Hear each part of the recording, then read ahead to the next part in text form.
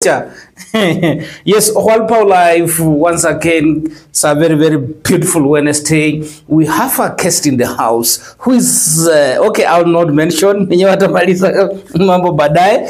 Karibu tena kwa kipindi chetu Kumso Mtaani. Unajua sisi kila kitu ni Kumso Mtaani. Leo tunataka kuongelea mambo kadha wa kadha ambayo yanaendelea hapa hivi. Inasema namna gani final campaign of by-election for United Opposition Twele Kabuchai Malava Nende Stand Kisa.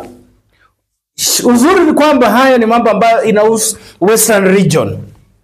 Hii ni mambo ambayo watu ya Western, so tunataka tuongelee kiasi. Niko na mkeni studioni ambayo wengi wanamuelewa na wala ambao hawamuelewi tena wengi watamjua siku ya leo. Assalamu alaykum bwana. Wa alaykum assalam wa rahmatullahi ta'ala wa barakatuh. Au barakatuh. Okay, asante sana. Shikamoo lakini. Niko sawa. Labda za siku nyingi. Ya, pia mimi niko msima. Ndiye yule leo ni siku ya mashujaa wanaume. Mfano wa Mwenyezi Mungu. Mfano wa Mwenyezi Mungu kweli. Tunatakia wale wanaume wote kheri njema. Na siku zenye afya za mbele. Yes. Na kukua pia na utajiri wa maisha. Utajiri wa maisha, yes. Labda kuna yule ambaye anatutazama saa hizi na hajui hii sura ni nani. Kuna watu wakionaga hizi vitu wanajua pesa imeingia studio. Pesa imeingia studio. Kweli mimi naitwa Harun Suleiman. Harun Suleiman ni mkaazi wa Bungoma. Mimi nakaa katikati ya jiji la Bungoma. Ward inaitwa Township Ward. Township Ward ndio penye imebeba county headquarters. Ndio iko na afisi za kamanda wa county.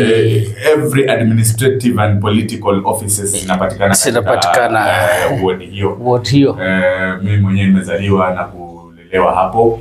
Na mimi ni mwanasiasa, nimetafuta kiti hicho cha MCA wa Township kuanzia 2017 na jinsi mambo inavyosonga naona mambo inaenda ikikuwa salama. 2027 nina hopes kwamba nitaweza pia kuwania na nishinde kiti hicho cha Township Ward kupitia United Opposition, of course. Okay, tunashukuru Mungu sana. Umeamkaje kule? Huko tu wazima.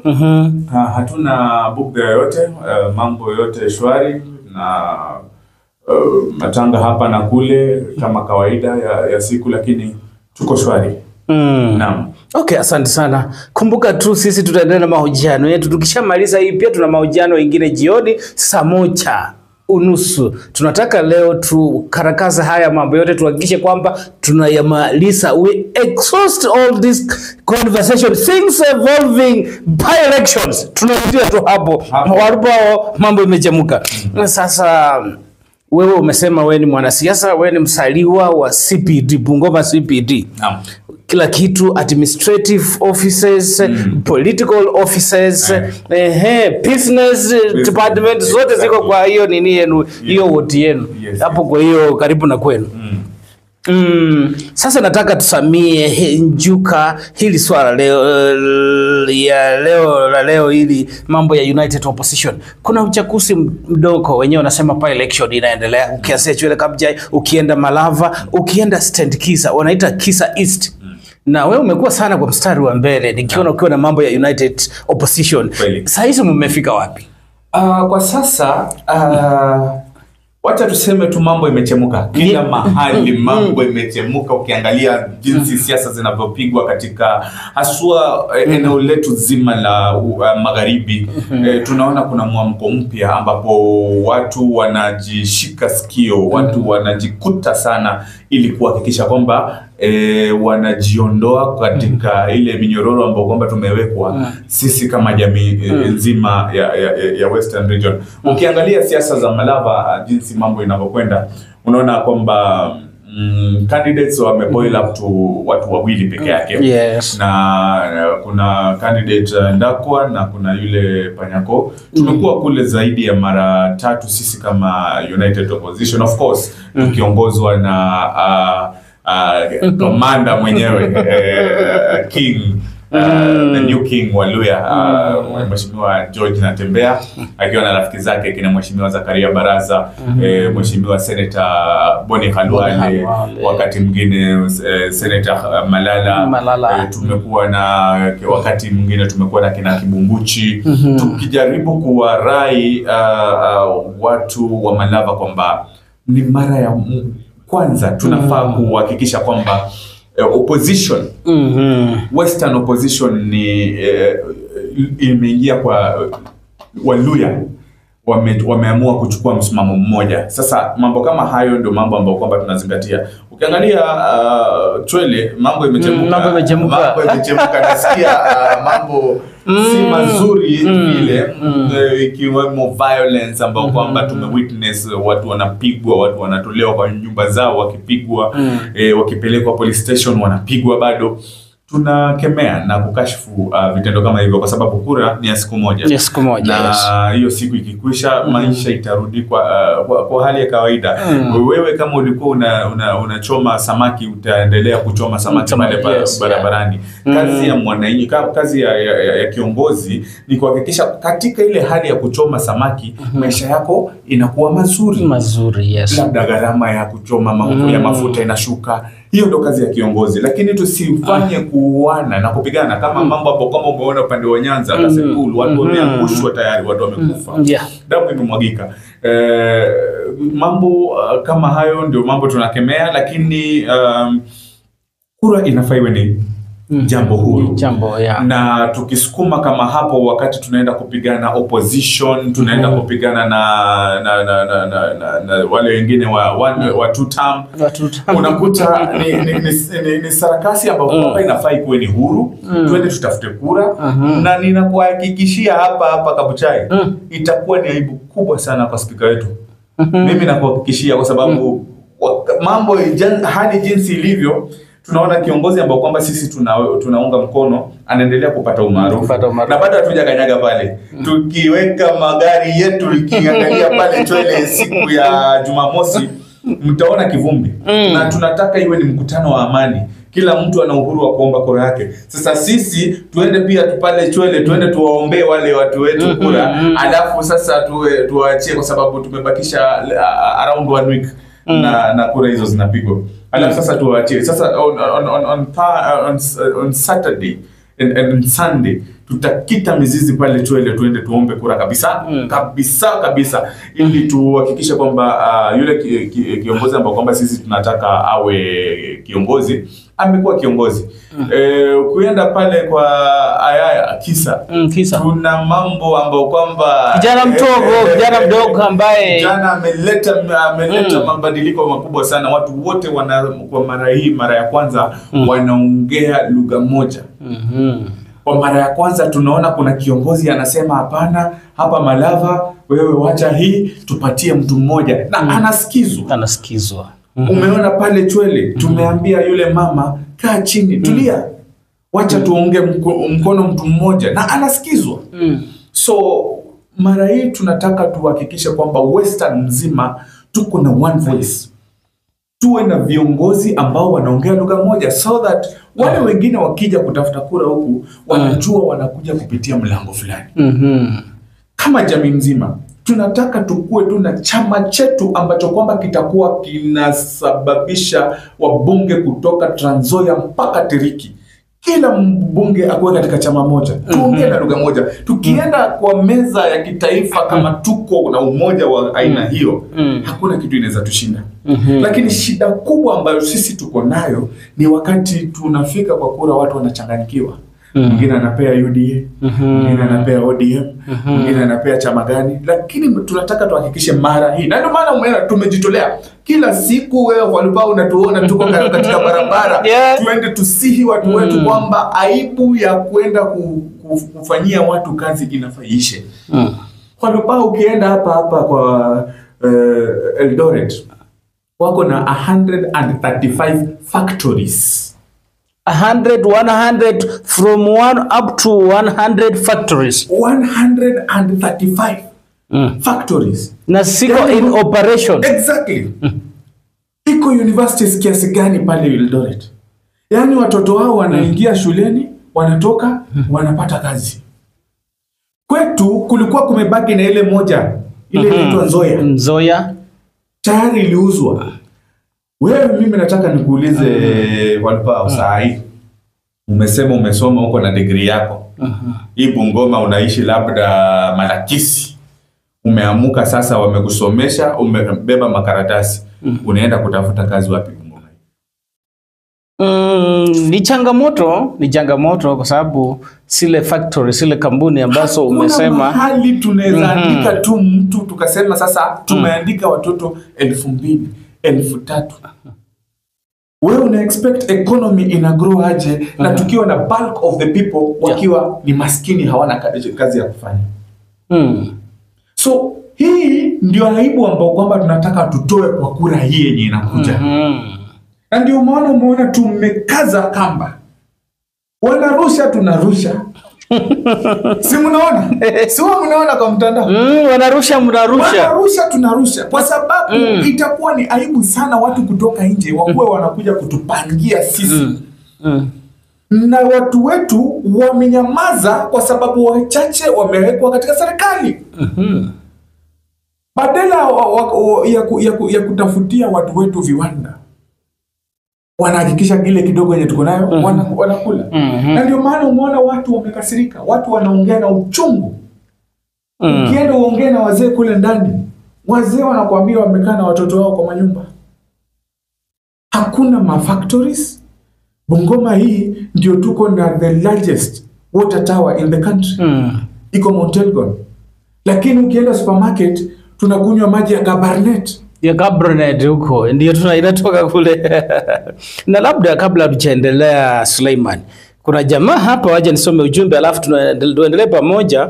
Kuna jamaa ambaye anaitwa kijana mmoja anaitwa Kura ni kwa Fort Kenya Party, ni Vincent Wekesa Maunda. Huyu ni kijana mmoja. Masika Salamista anasema Happy International Men's Day. Huyo amekumbuka. Good morning. Emma Emmanuel anasema live from Turkana Lodwa. Kuna Gideon Mwiba anasema following live nikiwa ndani mjengo. Kuna Malemo Jori anasema kwa Walpao.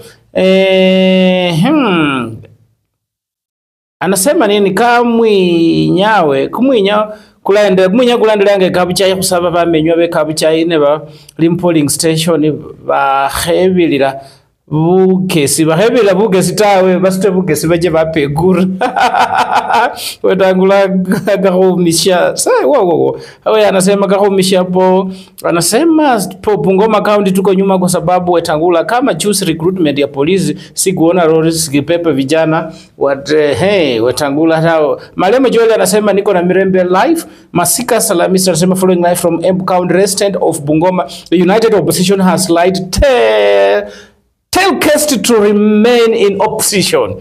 Alex Wanzala anasema salimia my good friend Suleiman. Assalamu alaikum bwana. Ni sisi si mimi Vincent Tosha, we endelea kuweka magari mafuta. Felix, lakini unajua mimi kuna kitu ambacho huyu Wanzala na Felix kuna kitu, there is something they are not telling us. You know, there is something going wrong somewhere. Waliingia walienda kusherekea Mombasani, lakini wajatuambia hii mambo ilikuwa wamejificha tu na wamenyamaza tu wamenyamaza tu ndakana watuambie na iko kinaja. Wewe utasema nitasema hapa hii watuambie hii pesa hiyo yenye tunajaribu kupinga. Watoto wetu wanatolewa hapo, wanawekwa kwa mabasi. Wakifika kule pesa yenye imetoka kufanya hata facilitation ile per diem peke yake haitoshi hata kufanya chochote. Na wanajua ni nani wamekula pesa hizo. Alafu wanasema wako ndani hiyo chama ya ODM hapa Bungoma imekufa. Okay, asante sana. Huyo ni kiongozi ambaye anaitwa Felix Ngala, alikuwa the youth leader of wewe mambo imechemuka. Huyu alikuwa yusilita wa mambo ya ODM, lakini wakati hiyo mimi nilikuwa ODM mimi mwenyewe. Huyu Felix alikuwa mdogo wangu katika Youth League. Unasema ODM inakufa? ODM imekufa. Wacha Felix atatujibu. Felix tujibu ati mko na MCA kama hapa Bungoma one time. Niambie one time. Kuna jamaa Gideon Mwima anasema sisi wote tukiongea vile huyu Mungwana anasema we will liberate our lives. If we all work together and follow the Dawe movement, we will go far, we will be far. Hilo swala la viwanda lilisungumziwa zaidi. We have a lot of work to pit on as Westerners. Mambo ndio imechemuka kwa alpo nimerudi tena. Mambo ya kina Felix na Wazala tutaongelea baadaye. Ni vijana viongozi wetu ambao wanajituma sana.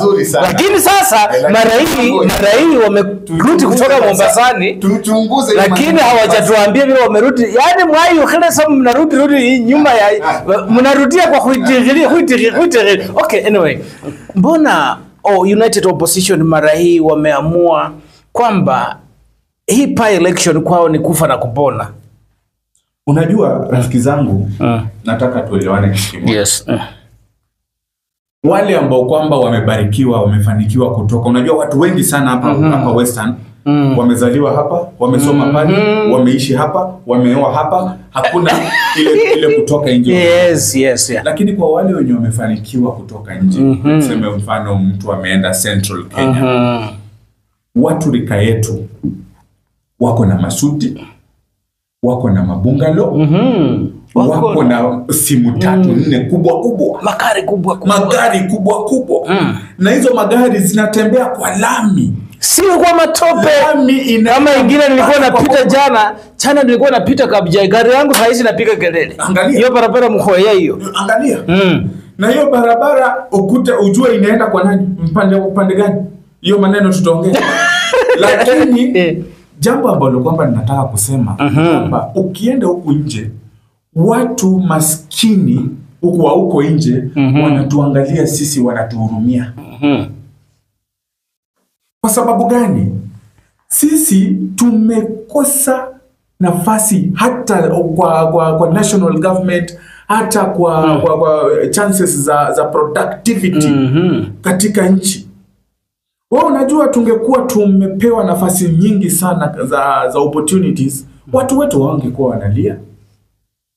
Leo hii watu wanapanda mahindi, kabla mahindi imekauka, Wakikuyu tayari, poleni, Wakikuyu tayari wamesimama na malori kwa mashamba zetu, na tunauza mahindi shilingi 40, shilingi 50.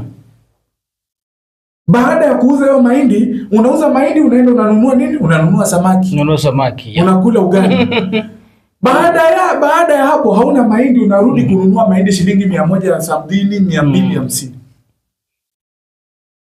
Ni nini sisi tulikosea watu? Ukiingia hapa Bumula ukielekea pande ya kwenda Busia huko. Very fertile kwa mambo ya mihogo. Yeah. Mbona tusiweke factories za mihogo hapa Bumula? Yes. Watu wakapata kazi za mihogo, watu wakapanda mihogo wakafanya factories. Muhogo ukienda kuuza Amerika, kilo moja ya muhogo wa Amerika kwa supermarket ni over 10,000 shillings Kenyan money. Mbona tusiweke factory hapa ya mihogo tuka export mihogo? We can produce sunflowers. Yeah. Mbona tusiweke factories za sunflower, watu wetu wakapata kazi? Wewe unajua hii kampuni ya maziwa inaitwa Lato. Hao watu wetu waliiuza, ilikuwa Kitinda. Ndio yenye iliuzwa Uganda, inatutengenezea maziwa, inakuja inaitwa Loto, inakuja kwa supermarket zetu za Kenya. Nani hao waliuza? Hao tuliwapea viongozi hao. Na nyinyi mnajua wenye waliuza Nzoia, mnawajua. Wenye wanataka watu wetu waendelee kukua maskini ndio waendelee kupigia hao makofi. Mnawajua. Wale wenye waliuza pan paper ndio hao waliuza mashini ya Kitinda. Saa hii inafanya mass production in Uganda, tunaletewa hapa kwa supermarket maziwa ya Loto. Nani alituroga sisi watu kama wale? Na umeongea vizuri sana, umesema hao wenye wako katika uongozi wa sasa hivi ndio wale wameuza kile kiwanda. Na wale wenye wako United Opposition walikuwa wapi? Sisi wakati sisi tunapata na unajua tuseme kwa mfano hii Nzoia mmeona wakati imekuwa ikiuzwa. Sisi tulikuwa wapi? Tulikuwa barabarani. Tulienda mpaka Nzoia, sisi wenyewe tulipigwa tear gas, na mimi niko sure wewe ulikuwa ukiona tear gas ikipigwa mpaka marisasi ikipigwa, tukisema watu wetu wasiuziwe Nzoia. Lakini sasa wakubwa wameshakula mamilioni, wamekaa kule wanaangalia kwa TV venye sisi tunahangaika. So for the most part sisi tumekuwa tukipigania watu wetu wapate haki yao, tukue na utajiri wetu, kwa sababu Western we are very rich. Wewe umesikia gold yenye imepatikana hapa kwa Kakamega Forest? Kakamega Forest, yeah. Wewe umesikia? Kama kweli tunakuwa na viongozi ambao kwamba wanatakia watu wetu mazuri, saa hii maisha yetu ingekuwa imebadilika. Lakini utaambiwa kiongozi fulani tayari ameenda, wamesekiwa hiyo forest, ati sijui wanataka kupanda nini, wanataka kufanya nini. Watu wetu waendelee kukuwa maskini kwa wachache ambao kwamba wamekula kwa miaka mingi. Na hiyo ndio mambo tunakataa mara hii. Na ndio maana unaona hata hii akabuchai ninakuambia kwa uchungu ambayo watu wako nayo. Umaskini ambao kwamba watu wako nayo. Watu wanaenda kutusikiza sisi na wanaenda kutupigia sisi. Okay, umesema vizuri sana, kwa sababu kuna swali ambalo nilikuwa nimekuulizia nikasema kwamba hao watu United Opposition walikuwa wapi? Na wale pia walikuwa ndani ya serikali. Lakini kuna swala ambalo linachipuka hapa. Kuna hawa viongozi ambao umesema washakula, tumbo zao zimeshipa. Unaona kwa nini wako na utepetefu upande wa kusaidia jamii ya Waluya kwa ujumla? Unasikia tumbo huwa alishipi. Tumbo alishipi. Kwa sababu nakupa tu mfano wa sasa wa karibuni hivi. Wakati walifanya campaign, walituambia wanaenda kutupatia new machine. New machine, yes. Instead ya kutupea machine, imeuzwa factory na shamba yake imeuzwa kwa miaka zaidi ya 30. Wakati walikuwa wana campaign walisema watapandisha Bungoma County Referral Hospital kutoka level 5 iende level 6. Level 6. Twende hapo sasa. Yes. Mbona imekuwa level 6 hospital itolewe na ipelekwe Sichei? Alikuambia nani amenunua shamba kwa pesa yake? Mwenyewe alisema. Nani alisema? Moses Masika Wetangula. Wewe unajua faida ya kuuzia serikali tu shamba peke yake ni faida kiasi gani? Kama kweli wangetaka kufanya level 6 hospital, wangetupatia promise yetu. Wapandishe hii ikuwe level 6. Alafu waende Sichei watengeneze level 6. Hakuna mtu ana shida. Wewe ukiangalia hapa mochari peke yake, mochari imetengenezea watu 20. Leo hii tukienda tutahesabu miili zaidi ya 53 leo. Hii moku ya hapa hii. Hii mogu ya County Referral Hospital. Mbona tusikue na utu tukafanya hizi hospitali ya referral peke yake iko na capacity ya kushinda ya watu 300 peke yake. Watu 300 bed capacity. Lakini leo hii ukienda huko iko na zaidi ya watu 1000. Mbona tusikue na utu tukapangisha hii kakuwa teaching and referral hospital? Tuko na KMTC hapo kando, tuko na uwanja ambao ulikuwa wa ndege, tuka expand all this thing into one, na tukatengeneza level 6 hospital. Alafu huyo mwenye anataka kwenda kutengeneza kwao level 6 aende atengenezee mzee wake. Nasikia mzee ameenda miaka, hakuna shida, atengeneze level 6 kwa mipango yao. Lakini the county headquarters inaserve kila mtu. That is what we are saying. Tumechoka kutumiwa, kubebwa kama watoto. Decisions zinafanywa kwa meza kidogo sana bila consultation ya watu. Na hizo decisions ndio ambazo kwanza zinapitishwa katika serikali.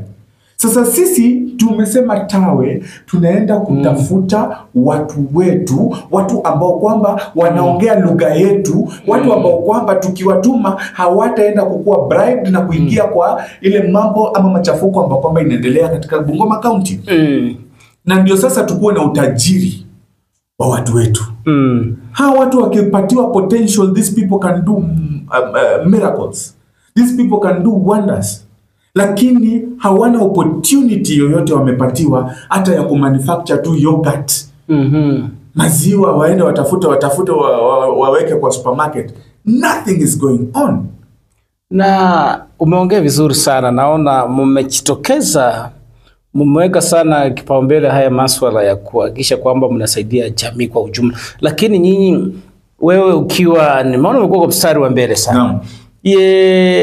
Haya mambo vile mmetembea kule Malava, mmetembea kule Kisa East, mmetembea huku Chwele Kabja.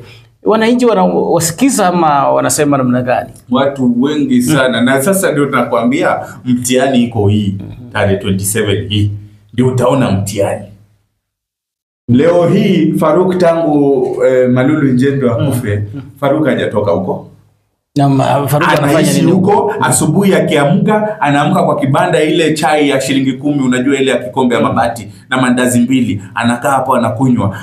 Ikifika jioni ameingia kwa kideri, anakula na watu. Ikifika Sunday ako kwa kanisa, anapiga ngoma. Ikifika Saturday ako kwa matanga, anaongelesha watu. Leo hii bado siku 5 siku 6 kura kupigwa, analeta matrakta ati anajengea watu barabara. Mbona asijenge katika constituencies zingine? Mbona tu kwa constituency ambayo kwamba anaenda kupiga kura? Uko sure wakishinda ama wakishindwa hizo barabara zitaendelea kujengwa? Tumekuwa na wewe katika misafara hiyo ya barabara, umeona barabara ni mbovu katika constituency ya Malava. Wakati mnasema mko ndani ya serikali, mbona msiletewe barabara zilizo nzuri katika constituency ya Malava? Mbona ngojewe kwamba mtu akufe ndio sasa mulete malori na matrakta ati mnataka kutengeneza barabara zenyewe mbovu? Ukikwama umekwama, mvua ikinyesha kule hautoki. Sasa mambo kama hayo ndio watu wana relate nayo. Na wanasema hapana, hatutakubali kupumbazwa. Tutakubali kwamba sisi kama Waluya tuseme marais sisi wenyewe tunatuma mtoto wetu. Na mtoto ambaye kwamba wameamua kutuma Malava ni Seth Panyako. Na huyo ndio unaona ni atakuwa mtetezi wa watu wa Kabras kule Malava. Wewe unajua Panyako ako na rekodi ya amekuwa Secretary General wa Kenya Nurses Union. Yes. Na amekuwa kwa mstari wa mbele kutetea haki za kawaida za binadamu. Na umeona hata katika ahadi zake amesema kwamba hii mambo ya SHA anaenda kutoa, warudishe kinalinda mama, warudishe mambo ya NHIF. Na kuna jamaa anasema namna gani? Kuna jamaa Khaled Rock anasema following live from Kitengela. Thank you so much Kale, wewe ni mtu ya nguvu sana bwana. Happy Wednesday. Yani mambo inakuwa hivyo siku ya wanaume. Masika Salamista anasema Suleiman yako na point, and us people of Bungoma County we have so many employment opportunities, but due to Wetangula lineage you won't get employment in Bungoma County. Gregory Waiyong anasema huyu adoe ushahidi, sijui ushahidi gani. Nafikiria hakuna mwenye, Gregory Waiyong anaendelea kusema hakuna mwenye atamaliza umaskini, sisi wenyewe hatufanyi PT. Alex Wanzala anasema the level 6 shenanigans and other stories are inconsequential. Let them equip level 5 and the base staff. We can't be late to the teach like ships. Ships, yes, good. Unajua ananikumbusha there is no rule of ship and single and rule, lakini amesema vizuri ships, yani yes, mambo ya CJ won't salvage our health sector. Very upset. Anasema hivyo. Gideon Mwiva anasema a good leader fights for his community. Yule mtu ambaye anaharibu mali ya watu ni mtumwa in Western province, in Western Kenya. Every industry imeuzwa kwa njia hasieleweki. Our properties are not helping us because ameandika mrefu, waja niondelee kusema every industry imeuzwa kwa njia hasieleweki.